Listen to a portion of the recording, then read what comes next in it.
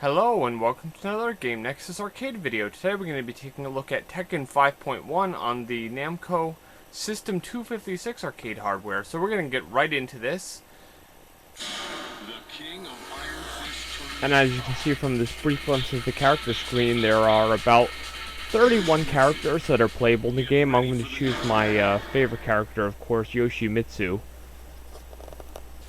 And now the robot that you see me versing is Jack 5.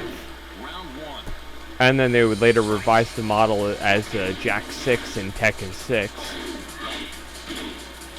Now this, as I just mentioned, this game has 31 playable characters, including the unplayable boss Jinpachi, who you'll see at the end. Now the reason I chose this costume instead of the default one for Yoshimitsu is I kind of like the design of this one a bit better than I like the regular one. I think it looks a little bit cooler. It's probably just like me with Tekken 4. I didn't like the default one of that where he looked kind of like an insect. And one thing I definitely have to say, since this is running on the Namco System 256 arcade hardware, which is actually kind of like a souped up PlayStation 2, if you compare this even to the PS2 version of this game, it just looks so much better. The graphics are so crisp. The textures, I would go as far as to say the texturing in this game is just as good as Virtua Fighter 4 Final Tuned. Because the character, like, one thing I like to compare a lot is if you look at the wrinkles on Chun-Li's forehead in Virtua Fighter 4 Final Tuned and compare them to the wrinkles in Wang's forehead in this game, the texture detailing is pretty much spot on. I would say they are pretty close to the same type of level of detail. Sadly, of course, you won't see from this video here until I get some HD capture, so I can capture off of VGA, but you can take my word for it, but Tekken 5.1 just looks great. And I definitely like Brian Fury here, how when like you first start the match, he's like so like crazy and he laughs a lot. It gives him a bit more character than it did in the previous games. And yeah, he definitely looks a lot more menacing, I would say. And one thing I have to mention here, I'll probably mention it in the Tekken arcade video as well, but the considering how many moves had been introduced in some of the later Tekken games, when I actually go to play the first Tekken game, it actually makes that game a lot harder because there's so many moves here. Like, one of the big notable ones I noticed here is the high knee. You'll see me do it a few times with Yoshi here, but it's instead of the forward knee, he just does this very high knee where it hits the character really quickly. But like a lot of moves like that, like even the one where he slashes the sword across, just didn't exist in Tekken. So it just makes that game a bit harder because a lot of the moves that you normally take advantage of and a lot of the combos that you'd expect to happen just don't because they weren't around back then. Now if you wonder what makes Tekken 5.1 different from the original Tekken 5, is that this is actually more of a balance tweak. The only real visual difference is the color of the life bars. And when you see it say get ready for the next battle, you notice how those little lights that wave around, they're red. In the original version, if I actually pop that regular Tekken 5 disc in, they're blue. That's the only real visual differences. But just everything seems to be balanced a lot better. I've noticed when I actually ran like Tekken 5.0, if you will, the game just feels like the AI is like a lot cheaper and they can get into a lot quicker combos. So I definitely have to say, in my opinion, it feels a bit unbalanced. Now there actually is an alternate instruction for Ling Xiaoyu. There are some times when you face her. I think it may only be when she's wearing her schoolgirl outfit, but sometimes when you face her, she goes, "Oh no, I have to fight," and she's acting all scared and everything. But one thing I definitely have to see, and you can hear from even this music here, a lot of the music in Tekken 5 is just so epic. And I can honestly say, the PlayStation 2 version is nice and all, even when you run that game in 480p, just the graphics don't compare to the arcade version, because as I said, the Namco System 256 just has a bit more horsepower than, say, a stock PS2.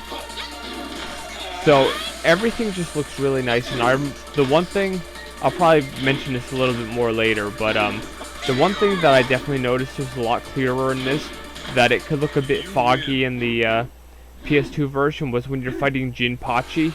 In his stage, I found that it looked just really foggy in the home version, whereas in this stage it's nice and clear and just honestly spot on.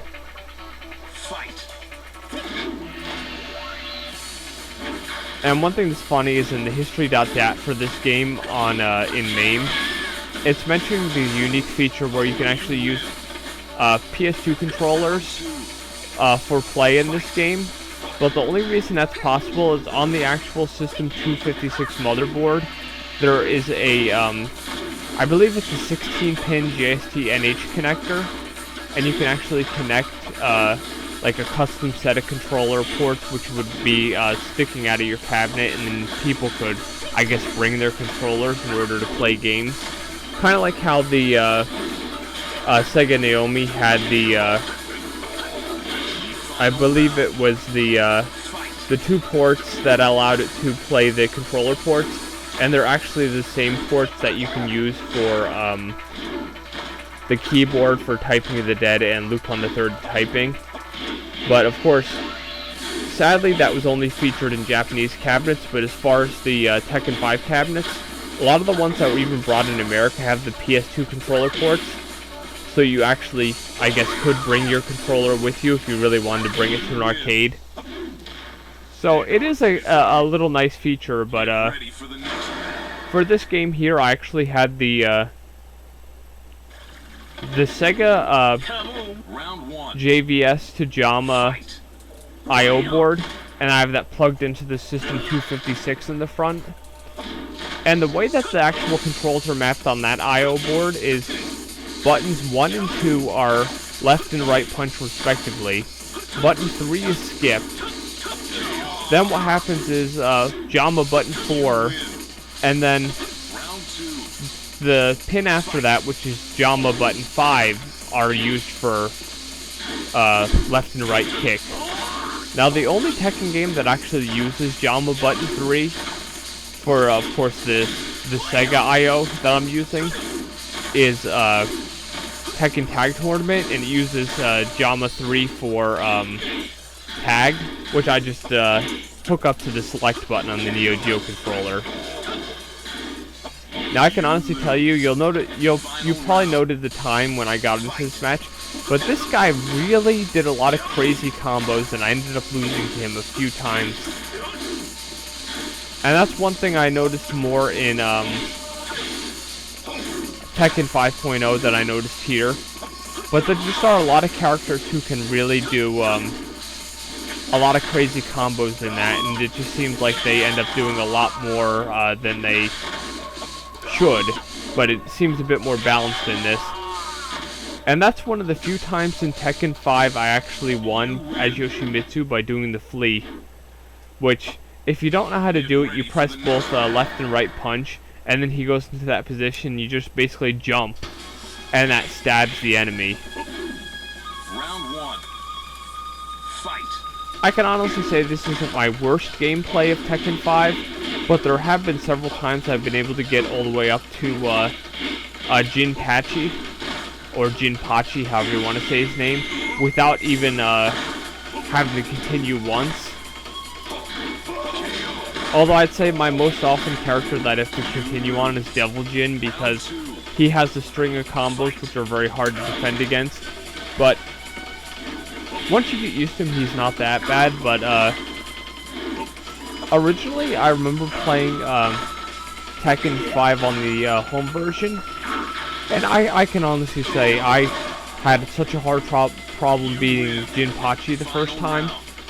I finally did it after a while, and by playing this arcade version a lot, I actually have gotten used to a few of his patterns and a few of his attacks, so I can get through him a lot faster.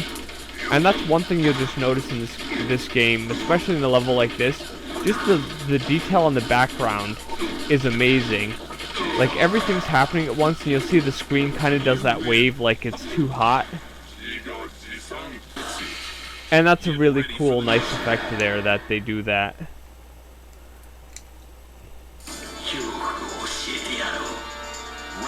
And now the cool thing about this is actually Devil Jin is playable in this version, which I honestly didn't realize until, like, checking it, but I noticed, yeah, sure enough, he's playable, but of course, as I mentioned earlier, Jinpachi is not playable in the home version of, in the arcade version of, Tekken 5 here. And I believe I actually had died a couple times in, playing against him.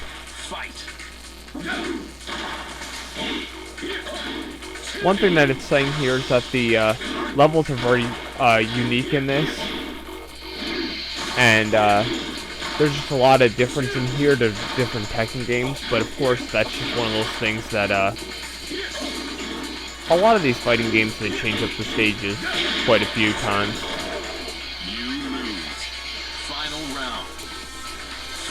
And of course, it goes without saying, as I'd mentioned earlier, that this game is just really detailed for the time. Like, when a character hits the ground, like you even notice a couple times here, the ground cracks.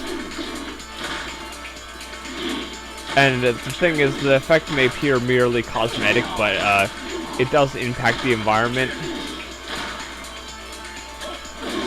But of course, the PlayStation 2 version, they had to scale that back a little bit. So once the ground is cracked, the Get ready for the next battle. Again, the previous crack will disappear, but here's a cool little cutscene.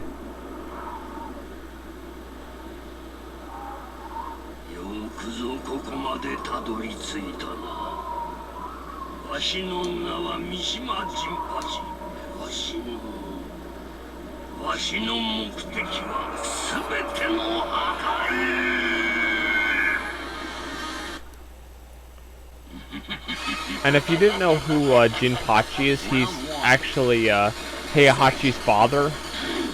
He was imprisoned down in like some dojo. If you ever see the intro video of this, I'm sure if you search Tekken 5 intro, since it's the same intro as the home version, you would see exactly what happens.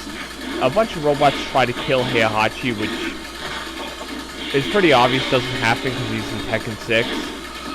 But in doing that, they released Jinpachi, who was kind of prisoner in the basement. And now he's like gone all crazy and is trying to destroy everything. But as I was mentioning earlier, in the home version, this stage just looks like it's very foggy. But in this version, you notice it has all kinds of tornadoes in the background. It just looks really cool. And kind of like the boss fight with Omega in Dead or Alive 3. It just is a very epic boss fight for a fighting game.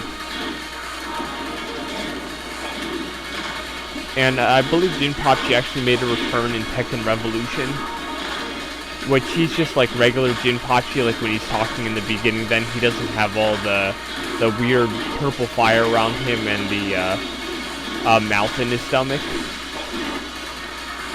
So they didn't give him his crazy powers, because then it really wouldn't be all that fun if you had this crazy boss who's going to easily kill you.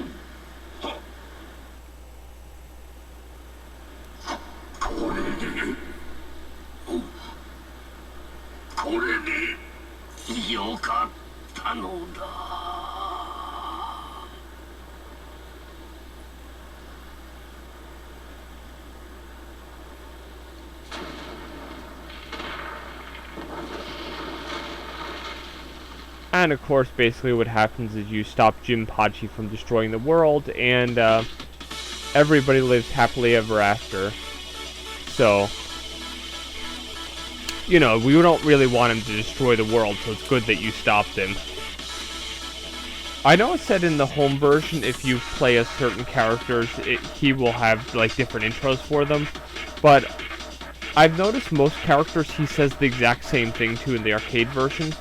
The only other version of Tekken 5 that I really want, which of course is the only other version that exists, is Tekken 5.2, otherwise known as Tekken Dark Resurrection. So if I ever end up finding a disc and security dongle for that, I will end up showing you that here, because that runs on the System 256 as well. But it goes without saying, Tekken 5 for the arcade is amazing.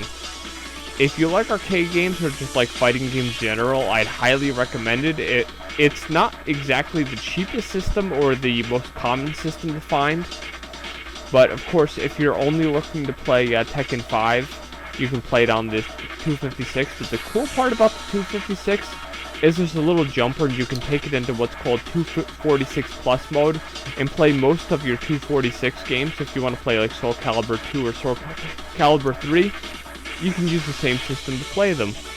Well, this has been another Game Nexus arcade video, and I shall see you later. Bye.